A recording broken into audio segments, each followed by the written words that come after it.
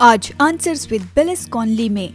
दोस्तों, कलीसिया की स्थापना समय में, इसके शुरुआती सालों में, इसके आरंभ के दिनों में चमत्कार इसी तरह होते आए हैं और यही कारण है कि आज चमत्कार हो रहे हैं। ये सुसमाचार संदेश पर विश्वास करने से होते, ये हमारे भले कामों से नहीं। इसलिए नहीं कि मैंने हर दिन एक घंटा प्रार्थना में बिताया, भले ये वास्तव में मददगार साबित हो। इसलिए नहीं कि मैंने हर दिन आधा घंटा अपनी बाइबल पढ़ने में बिताया, भले ही ये वास्तव में मददगार हुआ। ऐसा इसलिए नहीं कि मैंने कुत्ते को लात नहीं मारी या किसी ऐसे कुछ बुरा नहीं कहा।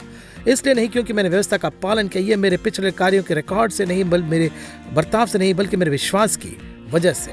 और जाहिर है, निश्चित रूप से जब हम मसीह को ग्रहण करते हैं तो यह हमारे व्यवहार को प्रभावित करता है, हमें अंदर से बाहर तक बदलता है। और व्यवस्था हमें बाहर से अंदर की ओर ढालने की कोशिश करती है, बल्कि अनुग्रह हमें अंदर से बाहर तक बदलता है। सुसमाचार संदेश पर विश्वास करने से ही चमत्कार और चंगाइयाँ होती है, भले कामों से नहीं और न ही व्यवस्था का पालन करने से।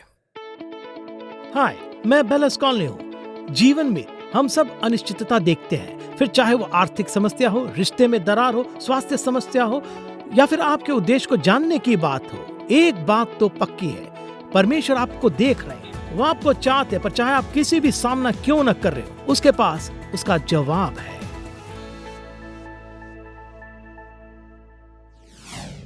यदि आपके पास बाइबल है तो उसे लीजिए। आइए इस समय अगले कुछ मिनटों के लिए एक साथ बैठते हैं और बहुत ही मुख्य विषय पर चर्चा करते हैं, जिसे हमने पिछली बार शुरू किया था। यदि आप अंतिम प्रसारण को हमारे साथ जुड़े थे तो हम उन सवालों को देखेंगे जो पवित्र शास्त्र में परमेश्वर और प्रभु यीशु मसीह कभी कभी एक भविष्यवक्ता द्वारा और कभी कभी सिर्फ एक व्यक्ति द्वारा पूछे जाते हैं, ऐसे सवाल जिनका संबंध चंगाई के विषय से है। और आज हम प्रेरितों के काम की पुस्तक के अध्याय 4 से शुरुआत करते हैं।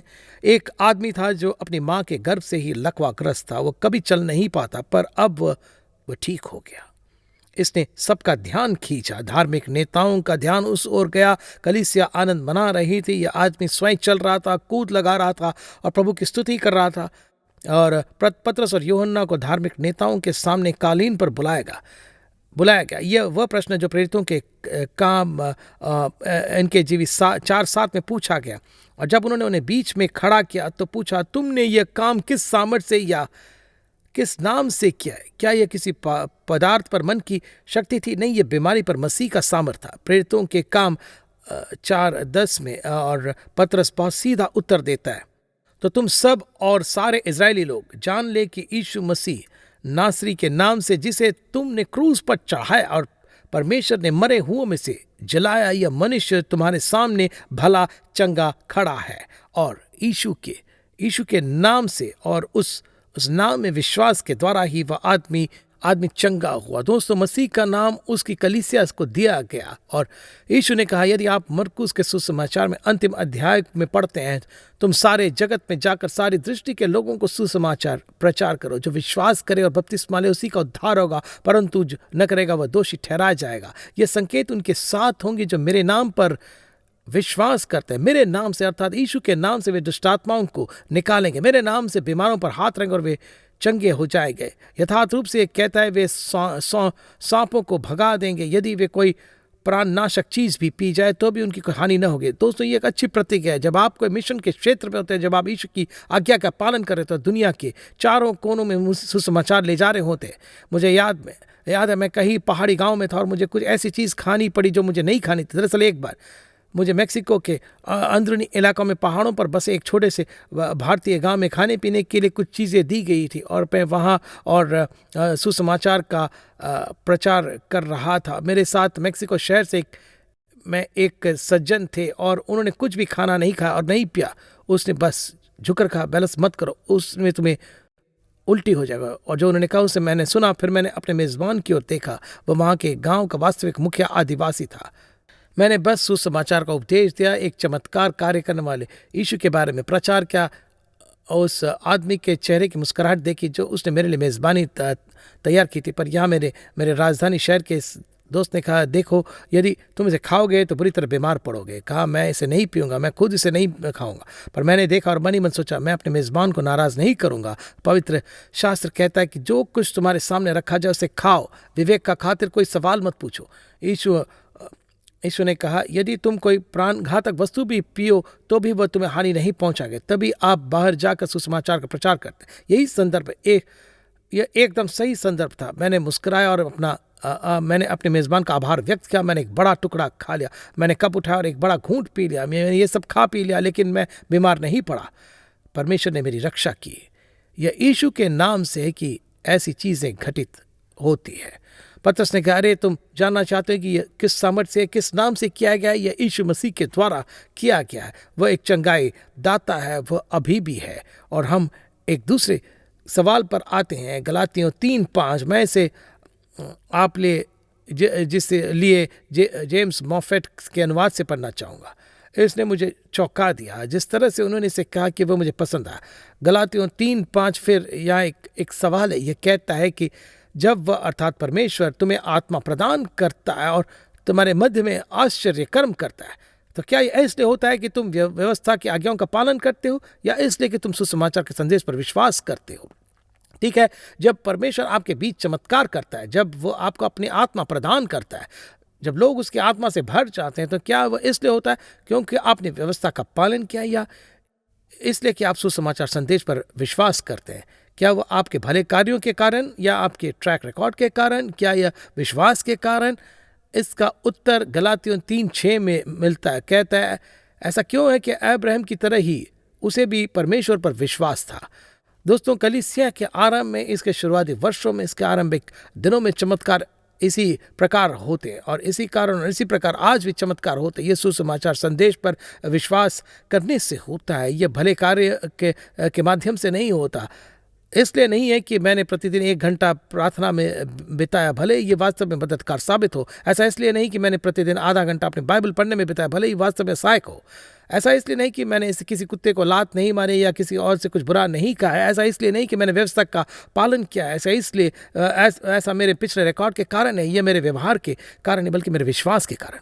जाहिर है और निश्चित रूप से जब हम मसीह को अपनाते हैं तो यह हमारे व्यवहार को प्रभावित करता है, हमारे अंदर से बाहर तक बदलता है। व्यवस्था हमें बाहर से अंदर की ओर ढालने की कोशिश करता है, परंतु अनुग्रह हमें अंदर से बाहर तक बदलता है। सुसमाचार संदेश पर विश्वास करने से ही चमत्कार और चंगाई होते हैं, हमारे भले कामों से नहीं व्यवस्था का पालन करने से। उसका जवाब, और पौलुस ने गलातियों को लिखते हुए कहा कि हे भाइयों, यह अब्राहम के साथ भी ऐसा ही हुआ था। उसने परमेश्वर पर विश्वास किया। अब्राहम के साथ ये कैसा था?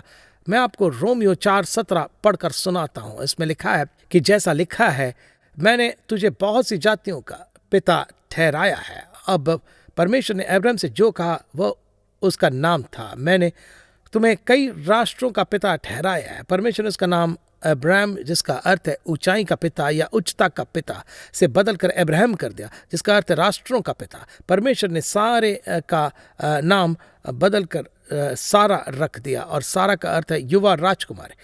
परमेश्वर ने कहा, ठीक है, अब से अब्राहम ऊंचाई के पिता, और ऊंचाई के पिता अब तुम कई जनजाति के पिता हो। अब से तुम्हारी पत्नी का नाम युवा राजकुमारी है। अब उनकी उम्र लगभग 100 और 90 हो गई है। सारा बच्चा पैदा करने की उम्र पार कर चुकी है, वह पूरी जिंदगी बांझ रही है। उनके लिए बच्चा पैदा करने की शारीरिक असंभवता है। परमेश्वर ने कहा, मैंने तुम्हें बनाया, न कि मैं तुम्हें बनाने जा रहा हूँ, मैंने तुम्हें बनाया है। परमेश्वर ने इसे भूतकाल में डाल दिया। जब प्रभु ने उनके नाम बदल दिए और कहा कि अब तुम अपने आप को इसी नाम से बुलाओ, अब्राहम और सारा, तुम अपने आप को इसी नाम से पुकारते हो। जब परमेश्वर ने प्रतिज्ञा की तो उसने चीज़ों को भूतकाल में डाल दिया। उसने नाम बदल कर उसने कहीं वही काम करने के लिए अधिकृत किया। हर समय जब अब्राहम ने अपना नाम कहा, हर समय जब उसने अपनी पत्नी का नाम सारा पुकारा, तो वह ऐसी चीज़ों को पुकारा था जो वास्तव में नहीं तो उसे भूतकाल में रख रहा था, जैसे कि ये पहले ही हो चुका है। मेरे दोस्त, विश्वास ऐसा करता है। विश्वास परमेश्वर से जुड़ता है, पर एक ऐसा बिंदु होना चाहिए जब इसे भूतकाल में रखा जाए, न केवल तब जब यह की भौतिक व्यवस्था बन जाता, बल्कि आपने इसे अपने हृदय में प्राप्त कर लिया है, आप इसे पूरा हुआ मानते हैं। यीशु ने मरकुस 11:24 में यह कहा कि जो कुछ प्रार्थना करके मांगो तो विश्वास कर लो कि तुम्हें मिल गया और तुम्हें लिया हो जाएगा। मुझे विश्वास करना है कि मुझे ये मिल चुका है और फिर मेरे पास ये होगा, न कि मुझे इसे पाने के बाद विश्वास करना कि मुझे ये मिल चुका है। ये उल्टा है, मुझे विश्वास करना कि मुझे मिल चुका है, मैंने इसे अपने दिल में पा लिया। परमेश्वर ने उत्तर भेज दिया। एम्प्लीफाइड बाइबल कुछ इस तरह कहते कि विश्वास करें कि ये तुम्हें दिया गया है और तुम इसे प्राप्त करोगे। अगर मुझे विश्वास है कि यह मुझे दिया गया तो मैं परमेश्वर को धन्यवाद दूंगा। प्रभु, मैं तुम्हें धन्यवाद देता हूँ कि मेरे पास है, मैं तेरा आभारी हूँ कि ये पूरा हो गया। अब कोई व्यक्ति कर सकता है, तुम किस बारे में बात करो, तुम अभी भी झुके हुए, मैं देख सकता हूँ कि तुम्हारे पास नहीं है, फिर तुम ऐसा क्यों कह रहे हो तुम्हारे पास? अब्राहम कह रहा था, मैं बहुत से लोगों का पिता हूँ। अरे अब्राहम, बहुत से लोग कहाँ हैं? तुम कह रहे हो कि सारा एक युवा राजकुमार है, वो तो बूढ़ी औरत दिख रहे, तुम क्या कह रहे हो? मैं कह सकता हूँ वो जवान नहीं रहे, मैं बता सकता हूँ तुम्हारे बच्चे नहीं है, तुम क्या कह रहे हो? अब्राहम ने कहा, देखो, परमेश्वर ने कहा, उन्होंने इसे भूतकाल में रखा, मैं भी वही कर रहा हूं और विश्वास भी वही करती है। फिर से गलतियों से सवाल, पौलुस ने कहा कि अरे परमेश्वर तुम्हें आत्मा प्रदान करता है, तुम्हारे मध्य में आश्चर्य कर्म करता है, तो क्या यह इसलिए होता है कि तुम व्यवस्था की आज्ञाओं का पालन करते हो या कि तुम सुसमाचार के संदेश पर विश्वास करते हो? अब्राहम के साथ ऐसा ही है, उसे प्रभु पर विश्वास था। हम यहाँ अब्राहम के बारे में रोमियो से पढ़ रहे हैं और यह कहता है कि जैसा लिखा है, यह परमेश्वर बोल रहा है, मैंने तुझे बहुत सी जातियों का पिता ठहरा। यह उस परमेश्वर के सामने जिस पर उसने विश्वास किया, परमेश्वर की उपस्थिति में अब्राहम ने विश्वास किया, और जो मरे हुए में को जीवन देता है, जो चीज़ें अस्तित्व में नहीं है उनका नाम ऐसे लेता है कि मानव अस्तित्व में हो। और जब प्रभु किसी ऐसी चीज़ की जो अस्तित्व में नहीं ऐसे बुलाता है जैसे कि वह अस्तित्व में है, जब प्रभु उसे भूतकाल में रखता है तो वह आपको वही काम करने का अधिकार देता है। विश्वास भी यही करता है। वह अब्राहम के बारे में बात करते हुए कहता है कि रोमियो 4:18, उसने निराशा में भी आशा रखकर विश्वास किया, उसने अलौकिक आशा पर विश्वास किया, इसलिए कि उस वचन के अनुसार कि तेरा वंश ऐसा होगा, वह बहुत सी जातियों का पिता हो। और यह कहता है पर परमेश्वर ने जो कहा था उसके अनुसार अब्राहम ने विश्वास किया।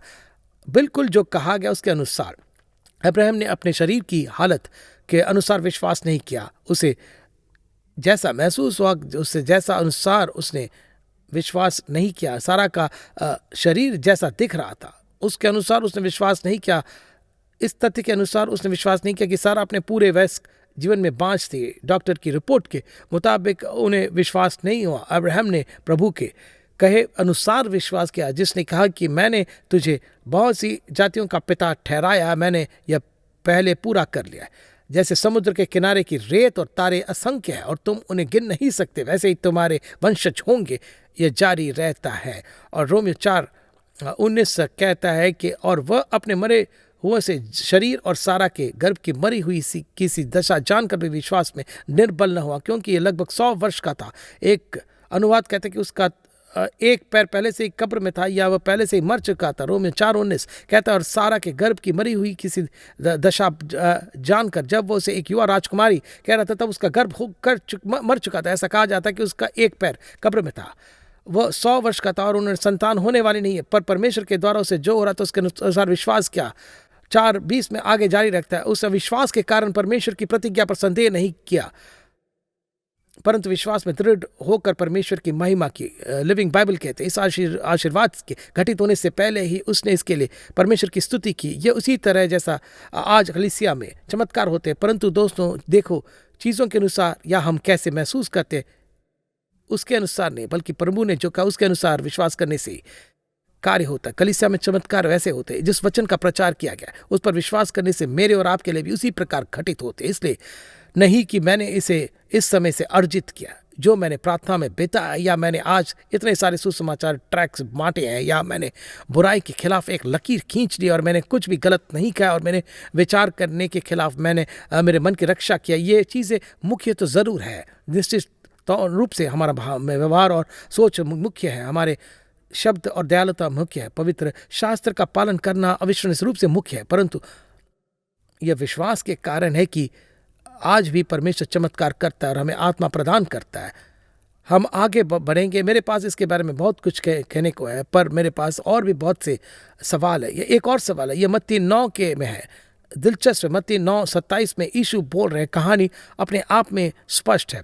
कहता है कि जब यीशु वहाँ से चला गया तो 2 अंधे उसके पीछे चिल्लाते हुए आए, हे दाऊद की संतान हम पर दया कर। अब मैं यहीं रुकना चाहता हूँ। 2 अंधे आदमी उसके पीछे चल पड़े। आप जानते हैं कि एक अंधे आदमी के लिए किसी का पीछा करना आसान नहीं होता है। जाहिर है वे आवाज़ों का और भीड़ का अनुसरण कर रहे हैं, पर एक मुख्य बात है कि उन्होंने जो किया वह कठिन था। जैसा कि आप कहानी में पढ़ते हैं, अंत में यीशु वास्तव में एक घर में प्रवेश करता है। उसने इन लोगों को संबोधित करना रोका नहीं, उसने उन्हें अपने पीछे होने के लिए कहा। वे चलते रहे। यीशु एक घर में पहुंचता और किसी तरह वे आदमी उस घर ढूंढ लेते और किसी तरह वे अंदर घुसते हैं। जरा कल्पना कीजिए कि उनके लिए कैसा रहा होगा। वे लड़खड़ाते आगे बढ़ रहे हैं, सुनो क्या तुम उसे सुन रहे हो, क्या तुम उसकी आवाज़ सुन रहे हो। शायद वे एक दूसरे को पकड़ रहे हैं। मुझे लगता है कि उस तरफ है, उस तरफ जा रहे, फिर भीड़ इस तरफ जा रही, और वे जान जाते कि यीशु है और वे किसी को पकड़ कर पूछे क्या वह अभी बीमार, क्या अभी भी है, या क्या उनके लिए आसान बात नहीं था। दिलचस्प कहानी। अब देखेंगे कि बाइबल में कई कहानियों में जहां लोग चंगे हुए थे, उन्होंने यीशु को खोजा था। वे आए। लहू बहने वाली स्त्री ने भीड़ में पीछे से आकर यीशु के वस्त्र के आंचल को छू लिया। घर पर मर रही अपनी छोटी बेटी की खातिर याईर यीशु के पास आया और उसके पैरों पर गिर पड़ा। रोमन सेनापति ने बार बार यहूदियों के पुरनियों को यीशु को खोजने के लिए भेजा। उनकी ओर से कार्रवाई होती थी। वे अधिक सक्रिय थे, वे उसके पीछे गए। वे ऐसा नहीं था कि वैसे परमेश्वर जानता है कि मैं कहाँ रहता हूँ, और अगर वह चाहता है कि मैं इसे हासिल करूँ तो वैसा करेगा, अगर वह नहीं चाहता तो नहीं करेगा। नहीं, क्या आप सुसमाचार में ऐसे किसी भी कहानी के बारे में पढ़ते हो? यहाँ 2 अंधे आदमी यीशु का पीछा करते उससे पुकार लगा रहे हैं, और वे हे दाऊद के पुत्र हम पर दया कर। और मत्ती 9:28-31 जब वह घर में पहुंचा तो वे अंधे उसके पास आए, आश्चर्यजनक। और यीशु ने उनसे कहा क्या तुम विश्वास करते हो कि मैं ये कर सकता हूँ? उन्होंने कहा हाँ प्रभु। तब उसने उनकी आंखें छूकर कहा तुम्हारे विश्वास के अनुसार तुम्हारे लिए हो। और उनकी आंखें खुल गई। और यीशु ने उन्हें सख्ती के साथ सचेत किया और कहा कि सावधान, कोई इस बात को न जाने।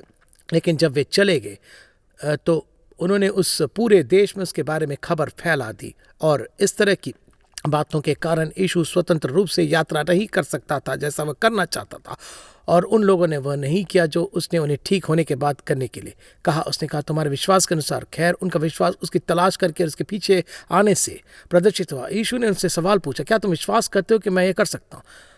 यह मुख्य है, पर यह समीकरण की संपूर्णता नहीं है। अब संत और पापी जैसे अधिकांश लोग, यदि आप उनसे एक प्रश्न पूछते हैं तो क्या आप विश्वास करते हैं कि प्रभु ये कर सकता है? क्या आप विश्वास करते हैं कि प्रभु इस कैंसर को ठीक कर सकता है? क्या आप विश्वास करते हैं कि प्रभु इन अंधी आंखों को खोल सकता है? क्या आप विश्वास करते हैं कि प्रभु आपके लिए काम प्रदान करा सकता है? क्या आप विश्वास करते हैं कि प्रभु आपके पक्ष में स्थिति बदल सकता है ताकि आप जिस स्थिति में उसमें बदलाव हो? क्या आप विश्वास करते हैं कि प्रभु आपके शरीर में गठिया को दूर कर सकता है? निश्चित रूप से हाँ प्रभु। वे इसी तरह जवाब देते हैं। ऐसा होना अच्छा, एक जोरदार हाँ में प्रतिक्रिया देने में सक्षम होना चाहिए। दरअसल आप अभी भी कह सकते हैं हाँ प्रभु, मुझे विश्वास है कि तू सक्षम है, मुझे विश्वास है कि तू कर सकता है, जो हमें एक और सवाल पर लाता है जो बहुत ही मुख्य है। ये मत्ती 8:1 के सुसमाचार में है। हम एक अध्याय पीछे जाते हैं। मत्ती 8:1-2 यह कहता है कि जब वह पहाड़ से उतरा तो एक बड़ी भीड़ उसके पीछे हो ली। फिर से ये समझना मुख्य है कि लोगों ने उसका अनुसरण किया, वे उसके पीछे चले गए। वचन 2 कहता है और देखो एक कोढ़ी ने आकर उससे दंडवत करके कहा हे प्रभु, यदि तू चाहे तो मुझे शुद्ध कर सकता है। अब उनके बयान में एक सवाल समाहित है और वह जानता था कि प्रभु योग्य है। उसने कहा कि तू मुझे शुद्ध कर सकता है। हे प्रभु, मैं जानता हूं कि यदि तू चाहे तो ऐसा करने में सक्षम है। यहाँ जो प्रश्न समाहित है वह कि हे प्रभु, क्या तू चाहता है? मुझे यकीन नहीं कि तू चाहे तो तू ऐसा कर सकता है। मुझे पता है कि तू कर सकता है। मैं जानता कि तू योग्य है। क्या तू ऐसा करना चाहता है? यही पर बहुत से लोग लड़खड़ा जाते हैं। वे जानते हैं कि प्रभु ऐसा कर सकता है। आप अभी जिसे भी देख रहे हैं, हो सकता है कि आप अपने कुछ साथियों के साथ उस समय किसी पब में हो या बियर पी रहे हो, किसी भी कारण मैं आपका ध्यान चाहूँगा। हो रहे तो देखते रहे, परमेश्वर आपके हृदय पर कब्जा करने की कोशिश करे। आप और आपके साथी दोस्त, निश्चित रूप से हम सभी जानते हैं कि प्रभु सक्षम है। ऐसा कुछ भी नहीं है जो वो नहीं कर सकता है। वह परमेश्वर है। सवाल यह है कि प्रभु क्या तू चाहता है? मैं जानता हूं कि तुम मुझे ठीक कर सकता है। क्या तू ऐसा करने चाहता है? क्या यह तेरी इच्छा है? यहीं पर बहुत से लोग ठोकर खाते हैं। मत्ती 8:3 तब यीशु ने अपना हाथ बढ़ाकर उसे छुआ और कहा मैं चाहता हूं कि तू शुद्ध हो जा। और तुरंत ही वह कोढ़ से शुद्ध हो गया। और अब इसका उत्तर देने में सक्षम होना बहुत मुख्य है। और परमेश्वर ने अपने पुत्र यीशु को भेजकर और यीशु द्वारा अपनी पीठ पर कोड़ों की मार खाकर हमें चंगा करने की इच्छा दिखाई। इसके बारे में जरा सोचिए। बाइबल कहती है कि पाप की मजदूरी मृत्यु है और बिना लहू बहाए कोई प्रायश्चित नहीं है। और पापों के लिए कोई क्षमा नहीं है। मसीह आया और मरा और अपना लहू बहाया और इससे हमारे पापों का प्रायश्चित हो गया। उसने पापों की कीमत अपनी मृत्यु से चुकाई। और वस्तुतः किसी भी संप्रदाय आंदोलन में कोई धर्मशास्त्र नहीं है जो इस पर बहस करेगा। पाप का भुगतान मसीह की मृत्यु के द्वारा और केवल मसीह की मृत्यु के द्वारा हुआ, उसके बहुमूल्य अनमोल लहू के बहाए जाने के द्वारा चुकाया गया था। यदि वह सत्य है तो यीशु एक अपेक्षाकृत दर्द रहित शीघ्र मृत्यु मर सकता था और अपना लहू बहाकर हमारे पापों के लिए भुगतान कर सकता था। तो फिर पिता ने उसे इतना कष्ट उठाने की अनुमति क्यों दी? यीशु ने अपने सिर पर कांटों का ताज क्यों पहना? उसके पीठ की खाल उस रोमन चाबुक से क्यों उधेड़ी गई थी? यदि आप थोड़ा अध्ययन करेंगे तो देखेंगे कि जिस प्रकार के 9 पूंछ वाले एक रोमन चाबुक का इस्तेमाल करते थे, उसका अंतिम भाग शीशे के छोटे मनके के या हड्डी के टुकड़े से सिल दिया जाता था और यह सचमुच मांस के टुकड़े फाड़ देता था। अब यहूदी व्यवस्था के तहत सजाओं में से एक था कि 40 कोड़ों की मार। कुछ लोग कहते थे कि ठीक है, यीशु को उन 40 बार कोड़े मारे गए। दरअसल यीशु को कोड़े मारने वाले यहूदी लोग नहीं थे। रोमन सेना के पास ऐसा कोई कानून नहीं था क्योंकि उनके चाबुक बिल्कुल अलग होते थे। ऐसा कोई संकेत नहीं, धर्मग्रंथों में ऐसा कुछ भी नहीं जो कहता कि ये 39 कोड़ों पर रुके थे। अधिकांश लोग कभी भी रोमन कोड़े से बच नहीं सके। फॉक्स की शहीदों की पुस्तक में पढ़िए, जो लोगों की पीठों के बारे में बात करते, जो निर्वस्त्र थे, उनकी मांसपेशियां हड्डियां कपड़ों से ढकी नहीं थी। आप उनके अंगों को देख सकते। जैसे कि मैंने कहा, अधिकांश लोग कभी भी इससे नहीं बच सके क्योंकि जब वे कोड़े मारते थे तो शीशे के मोती या हड्डी त्वचा में चली जाती थी। जब वे खींचते तो यह मांस के टुकड़े फाड़ देता। यीशु की पीठ भी निर्वस्त्र थी और पवित्र शास्त्र कहता है उसके कोड़े खाने से तुम चंगे हो गए। 1 पतरस 2:40, वह आप ही हमारे पापों को अपने देह पर लिए क्रूस पर चढ़ गया, जिससे हम पापों के लिए मर के धार्मिकता के लिए जीवन बिताए। उसी के मार खाने से तुम चंगे हुए। फिर से यह भूतकाल में लिखा है। एक यूनानी विद्वान को मैं पढ़ रहा था, दरअसल ये कुछ पहले की बात है, सुठाए हुए काफ़ी समय हो गया, लेकिन दूसरे दिन इसके बारे में सोचा। उसने कहा कि वहाँ मार शब्द है, मार ये एक वचन। उसने कहा यूनानी मांग, उसने यही कहा यूनानी मांग है कि यदि आप एक मार को दूसरे से अलग भी पहचान सकते हैं तो यह यूनानी भाषा के अनुसार मार ये शब्द बहुवचन होना चाहिए था। यीशु की पीठ पर सिर्फ लहू की एक धार बह रही थी, यानी बस एक खुला घाव था और वह एक था। उसकी पीठ पर कोई मांस नहीं बचा था। वहाँ कोई अलग अलग मांस नहीं थे जिन्हें आप देख सकते थे। उसकी पीठ पर पूरी तरह से फट गई थी। इसलिए यूनानी भाषा में यह लिखा है कि उसी के मार खाने से तुम चंगे हो गए हो। और भूतकाल में रखते हुए फिर से पतरस वहाँ उसके कोड़ों के लिए गए से किए गए पूर्ण कार्यों को देखना है। तुम चंगे हो गए थे, उस पर आगे देखने की भविष्यवाणी यशायाह 53:4-5 में पाई जाती है और मैं इसके लिए पढ़कर सुनाता हूँ। यशायाह 53:4-5 कहता है निश्चय ही, और वैसे इसका मतलब वही है जो ये कहता है कि निश्चय ही, निश्चित रूप से, तर्क और सभी संदेश से परे, निश्चय ही उसने हमारे रोगों को यह सह लिया और हमारे दुखों को उठा लिया। वहाँ दुख के लिए इस्तेमाल किया शब्द वही है जिसका अनुवाद पूरे पुराने नियम में बीमारी और रोग के रूप में किया गया। इस वचन में दुख शब्द शामिल है, लेकिन इस शब्द का अर्थ है सबसे कमजोर। शाब्दिक रूप से निश्चय ही उसने हमारे रोगों को सह लिया और दुखों को उठा लिया। शास्त्र वचनों में और खासकर अय्यूब की पुस्तक में उस शब्द का अनुवाद शारीरिक दर्द के रूप में भी किया गया है। निश्चय ही यीशु के बारे में भविष्यवाणी करते हुए सभी संदेहों और सभी तर्कों से परे, निश्चय ही सभी हमारी बीमारियों को सहा और हमारे दर्द को उठाया। तो भी हमने उसे परमेश्वर का मारा कूटा और दुर्दशा में पड़ा हुआ समझा, परंतु वो हमारे ही अपराधों के कारण घायल किया गया, वो हमारे अधर्म के कामों के कारण कुचला गया। हमारी ही शांति के लिए उस पर ताड़ना पड़ी कि उसने खोड़े खाने से हम चंगे हो जाए। मगर यीशु ने जो सजा ली उस पर एक सवाल है। यीशु एक अपेक्षाकृत दर्द रहित शीघ्र मृत्यु मर सकता था, तो यीशु ने अपना लहू बहाकर हमारे पापों के लिए भुगतान क्यों नहीं किया? परमेश्वर ने उसे इतना कष्ट उठाने की अनुमति क्यों दी? ऐसा इसलिए क्योंकि उसने उसके कोड़े खाने से हम चंगे हुए। उसके अपने सिर पर कांटों का ताज पहना ताकि हमें शांति मिले। हमारी शांति के लिए उस पर ताड़ना पड़े। उसकी भौं के ऊपर कांटा का ताज था और उसे बार बार पीटा गया, चेहरे पर वार किया गया। यदि आप उस समय तक की कहानी और यीशु का कष्ट और उत्पीड़न को देखें, जब उसे लकड़ी के उस खुरदरे बीम पर कीलों में ठोक दिया गया था, तो ये सब क्यों हुआ? पिता ने इसकी अनुमति क्यों दी? वह आपकी ही शारीरिक चंगाई के लिए था, आप ही की शांति के लिए था। उसकी मृत्यु ने बड़ी कीमत चुकाई और पाप की समस्या का समाधान किया। उसकी पीठ पर घाव, मांस के फटने पर से हमें चंगाई प्रदान हुई और हमें और मत्ती अध्याय 8 में ये वास्तव में इन वचनों को उद्धृत करता है। यह यशायाह 53:4-5 पर पवित्र आत्मा की टिप्पणी है। मत्ती 6:8-16-17 में यह यहाँ कहता है कि जब संध्या हुई तब वे उसके पास बहुत से लोगों को लाए जिनमें दुष्ट आत्माएं थी, और उसने अपने वचन से उन आत्माओं को बाहर निकाला और सब बीमारों को चंगा किया, ताकि जो वचन यशायाह भविष्यवक्ता के द्वारा कहा गया था वह पूरा हो कि उसने हमारी दुर्बलताओं को ले लिया और हमारी बीमारी को उठा लिया। अब यहाँ पर यीशु भविष्य में होने वाले प्रायश्चित के आधार पर लोगों को चंगा कर रहा है, पर हम अब अतीत में हुए प्रायश्चित के आधार पर चंगाई प्राप्त कर सकते। फिर से पत्रस 2:24 कहता है कि उसके कोड़े खाने से तुम चंगे हो गए। अब इस सब में मेरा मतलब ये, हम प्रभु की इच्छुकता के बारे में बात कर रहे हैं। प्रभु क्या तू चंगाई देना चाहता है? जरा सोचिए कि उसने अपने बेटे को क्या क्या सहने दिया। उसने लिखा मैं इच्छा रखता, उसने अपने बेटे की पीठ पर लहू से वर लिखा। मुझे याद है कि एक बार, दरअसल ये पहली बार था जब मैं विदेश यात्रा पर गया था। मैं अपनी पत्नी को अपने साथ ले गया।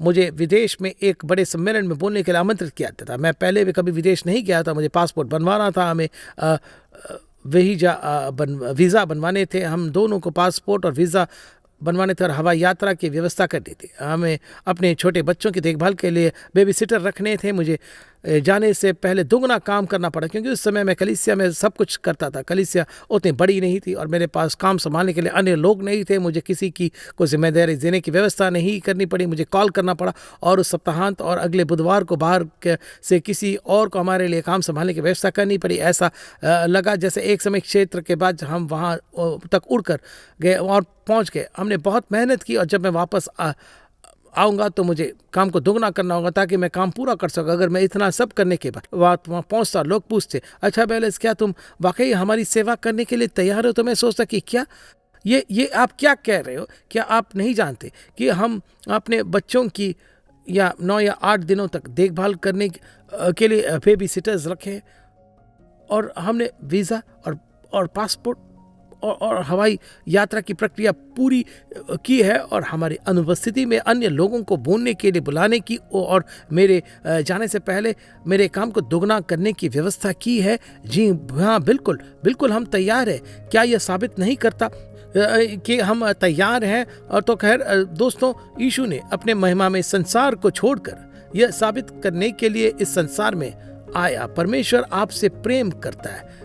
परमेश्वर ने जगत से ऐसा प्रेम रखा कि उसने अपना इकलौता पुत्र दे दिया, ताकि जो कोई उस पर विश्वास करे वह नाश न हो परंतु अनंत जीवन पाए। उसने आपके लिए शांति और चंगाई प्रदान करने के लिए बेटे को इतनी मार खाने और पहचान से परे पीटने की अनुमति दी। जी हाँ, वह इच्छा रखता है, वो आपसे प्रेम करता है। यदि आपने पहले कभी यीशु को अपनी नहीं पाया तो मैं बस कहना चाहता हूँ, यदि आप उसे आप पास पाएंगे तो आपको दूर नहीं करेगा, क्योंकि आप प्रभु के प्रिय है। यदि आप इस प्रसारण के समर्थन करते हैं, मैं बस धन्यवाद कहना चाहता हूँ। आपके वफादार समर्थन के द्वारा हम इन संदेशों को दुनिया भर में ले जाने में और कई भाषा में रखने में सक्षम है, और वस्तुतः इन्हें लगभग 120 विभिन्न देशों में भेजने में सक्षम है। हमारी सहायता करने के लिए आपका आभार व्यक्त करना चाहते हैं। आपके पास हमें देने के कुछ नहीं, तो हमारी मदद की पूर्ति के लिए अब बस प्रार्थना करें। हम बस यही चाहते कि यीशु की महिमा हो। हम चाहते हैं कि उसका वचन बाहर तक पहुंचे, और जितना संभव हो हम उतने लोगों को प्रोत्साहित करना चाहते हैं। और अगले समय तक मैं इस विषय को फिर से उठाऊंगा। परमेश्वर आपको यीशु के बहुतायात से आशीष दे, यीशु के नाम से। हम बिलिस कॉनली के मित्र और पार्टनर्स का धन्यवाद करते हैं, जिनके द्वारा ये प्रोग्राम संभव हुआ है। अधिक जानकारी और प्रेरणा के लिए billisconley.com पर जाइए।